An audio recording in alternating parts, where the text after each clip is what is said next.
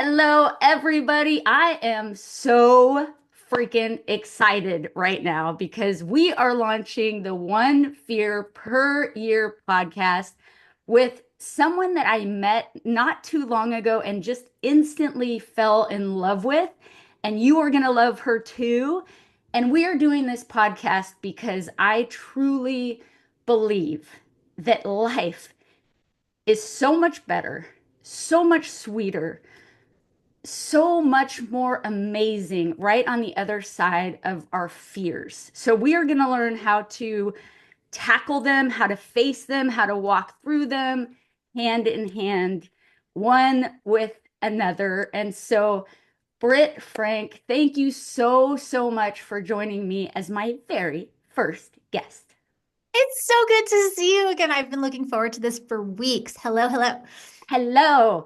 So, for those of you who don't know Britt Frank, she is a neuropsychotherapist, amazing individual, has written, as far as I know, two fabulous books. One is yet to be released, coming up this year.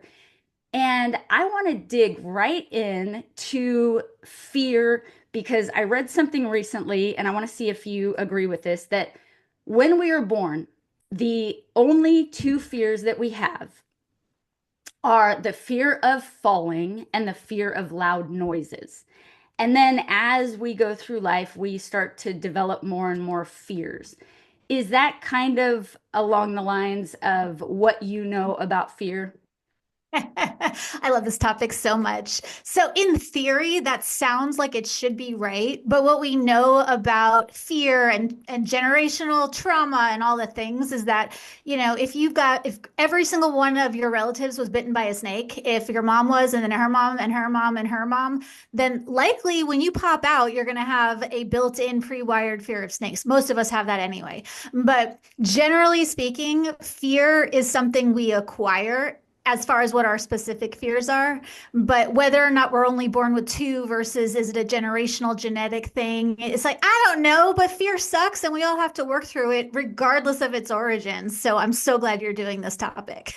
Amen, sister. So, just getting a little personal, what for you, because I know for me growing up, when I was a teenager and stuff, there was a lot of fear of criticism, fear of not fitting in, not belonging, fear of failure, and those types of things. What were some of your fears kind of in that age range when you were a teenager and in college? Oh my gosh. So, like, anybody in my family would tell you I was an anxious infant. I was an anxious toddler, always just so much fear. Largely as a kid, it was around social environments. School was something I felt very safe doing because it was very prescriptive, that doesn't work for everyone, but for my neurospicy brain, it worked. But fear of making friends, fear of speaking up in a group, fear of not speaking up, fear of rejection. And as you know, a lot of things that come to happen, a lot of those fears ended up coming true. And then confirmation bias. See, I knew it was going to happen. And then that became a self reinforcing belief. And then, as I got older, I coped with those fears in very unhealthy ways. And, we've spoken offline that I was a drug addict for a while and just a hot train wreck mess of a human. And so I found that, yes, working through the fear and with it is a lot better than trying to outrun it. And really, those are the only two choices: either work with it or run from it. And one is guaranteed to end badly. Ooh, so what do you have one specific example where there was a fear that you had, you knew it was a fear, you decided intentionally, I'm going to walk through this fear. Do you have something like that you could share with us? Yeah, and I'll get out of, since it's the beginning of the year, the really heavy duty emotional trauma stuff. And I'll go, when I was a kid, I loved doing circus arts. And so I loved being on trapezes and hanging from the rooftop and doing all the fun aerial stuff. And I took a really bad fall when I was about 14, 15, and I fell on my head. And ever since then, I've had vertigo, I've had a fear of heights, and I have not actually made it past or gotten over either of those. But I picked circus back up at 37 as an adult, where those fears of heights and being dizzy were reinforced by age and time.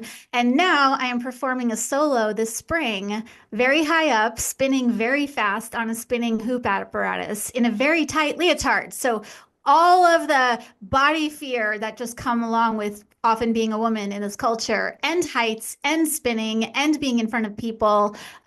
So yay. I mean, I have more than one fear this year, but that's a biggie for me. That's in 4.5 months. Let's go. Oh, let's go. That was actually, I always end the episode, or I'm going to end the episodes with what is the one fear in the next year that you want to do? And look, you are so on top of it that you know what it is. And it's true what you say.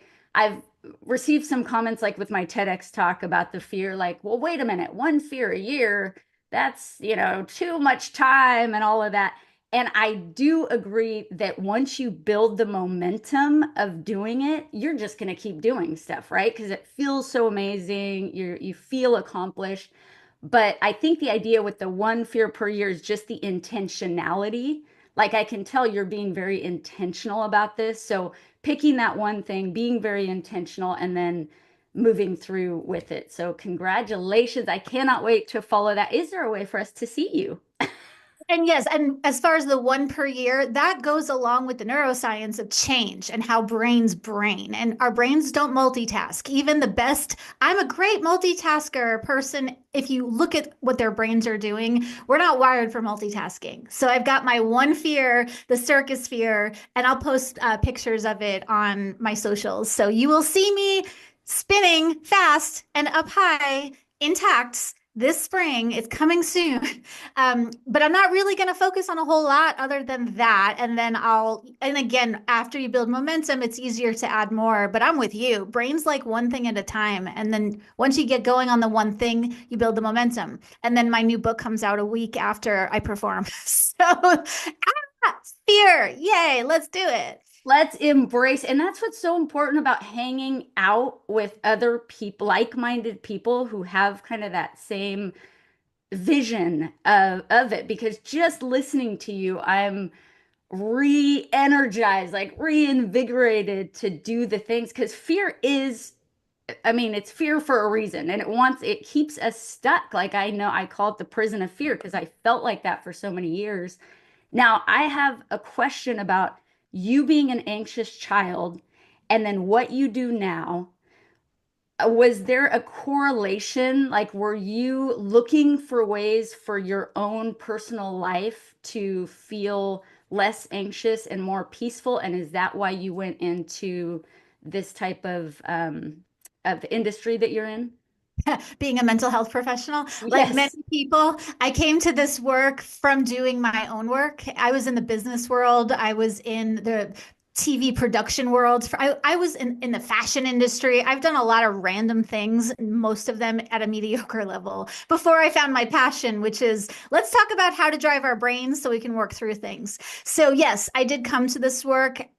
Being an anxious child was the origin of it.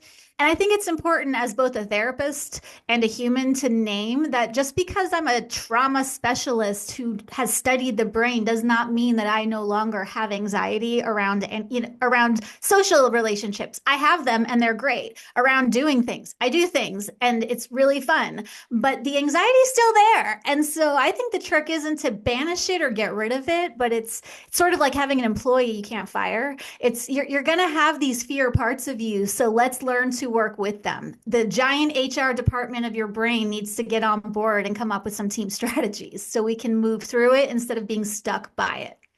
Ooh, okay. So the HR department of your brain is coming up with strategies. What are they coming up with? What are some of those strategies that we can use in our day-to-day life when we're confronted by a fear or just feel totally debilitated by anxiety?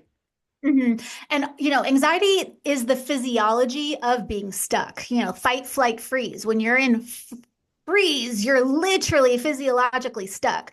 But often I find that the thing that really keeps us held back with anxiety and fear is the belief that having it is somehow wrong or having it makes us disordered or broken or defective. And so when we attach a story to the physiology, so my nervous system is all freaked out, I'm in fight, flight, freeze, scary. But as soon as I tell myself, this now means I can't, or this now means I shouldn't, that's the thing that really renders us immobilized, assuming that we're safe enough to make those choices. And so we want to take the story off of it. It's, I'm feeling fear, which doesn't have to mean anything other than my body has a feeling about a thing, period. And then also remembering that the physiology of fear and the physiology of passion and excitement is the same thing. Excitement is going to be a racing heart and sweaty palms and a dry mouth and a tense stomach. And so is fear. So the difference is the story I'm telling myself. So before I perform doing circus stuff, I could tell myself, I am feeling fear physiology, therefore I suck, I shouldn't do it. What do I think I'm doing in my mid 40s, being upside down 15 feet in the air? This is stupid. Like, who do you think you are? Or I could tell myself, my body's really excited to go do a thing. Yay. And either way, it's not comfortable, but the story we attach to the sensation, that's what keeps us stuck. Oh, that is so good. That is so good. So it's the story around it, it's the reframe of it.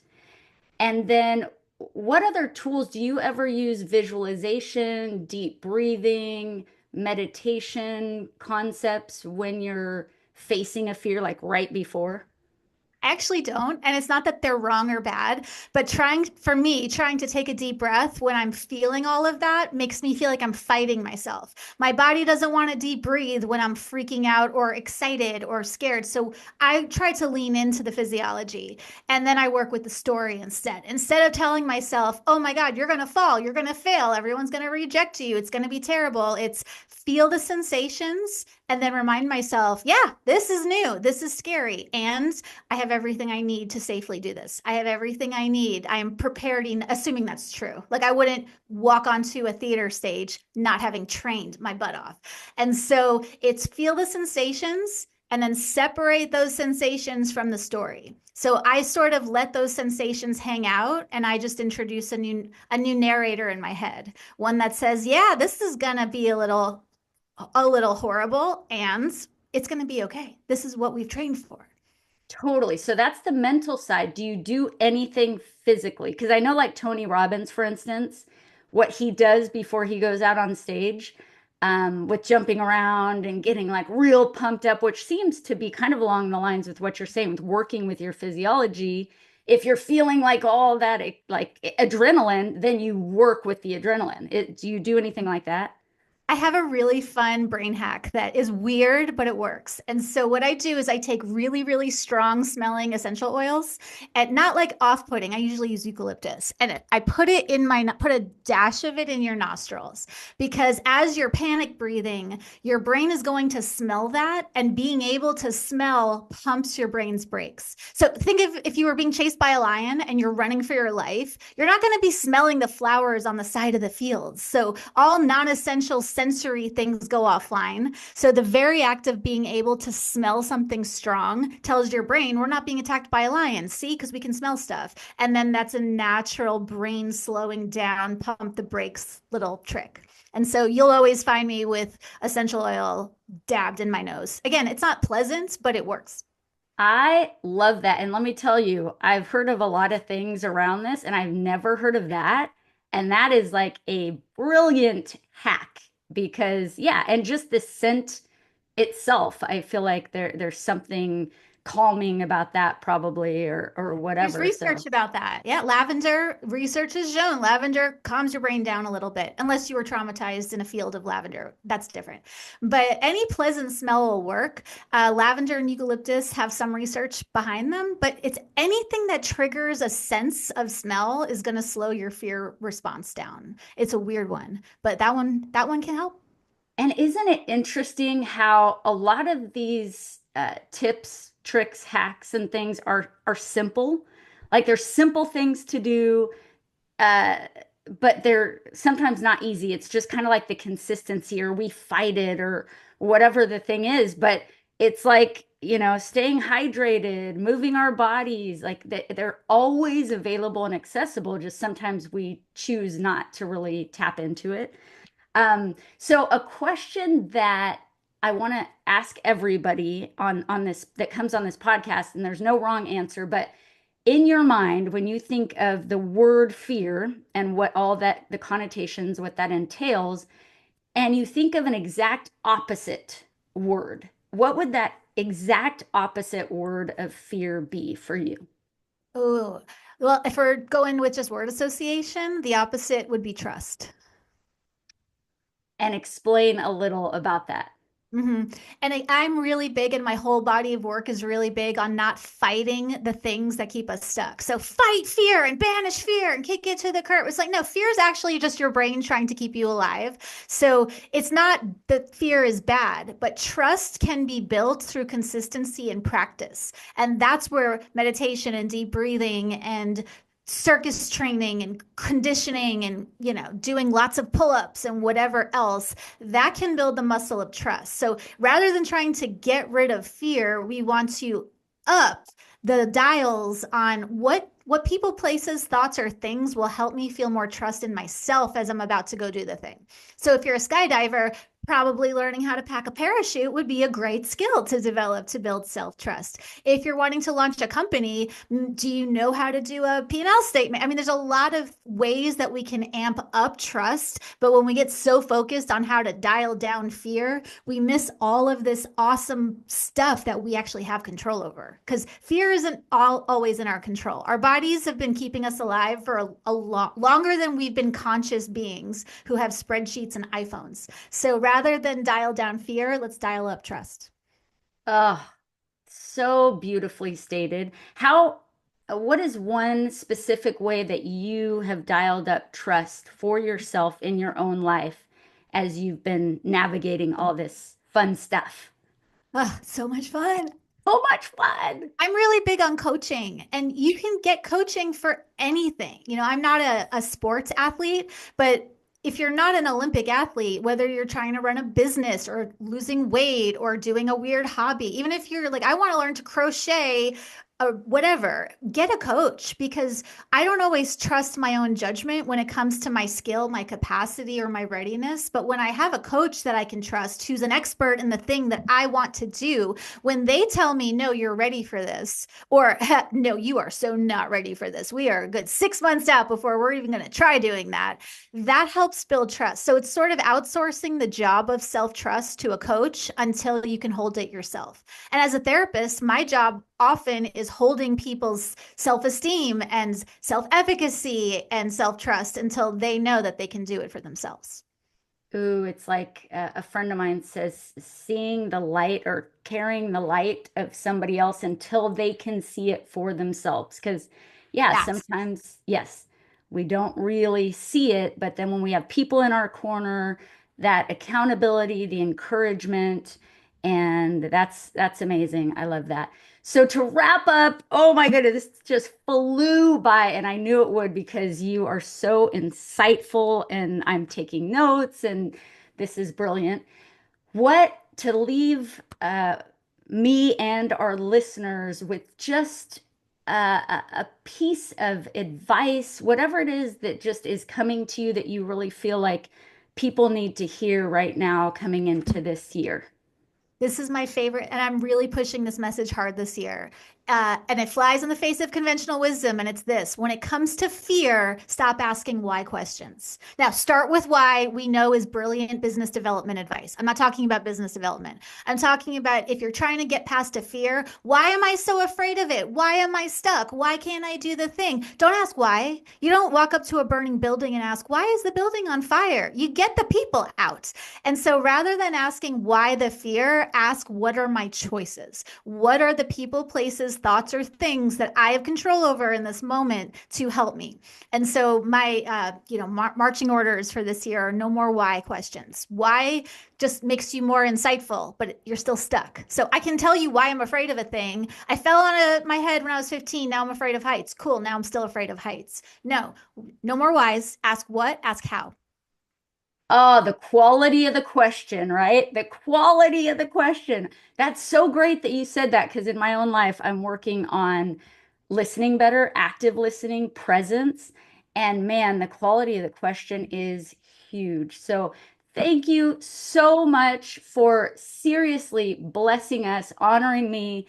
Just, oh my gosh, it makes me cry. Like, You're a beautiful, beautiful soul woman, person, and a help to this world. So keep impacting, keep flying, keep walking through all those fears and being awesome. Thank you, Britt. Thanks for having me.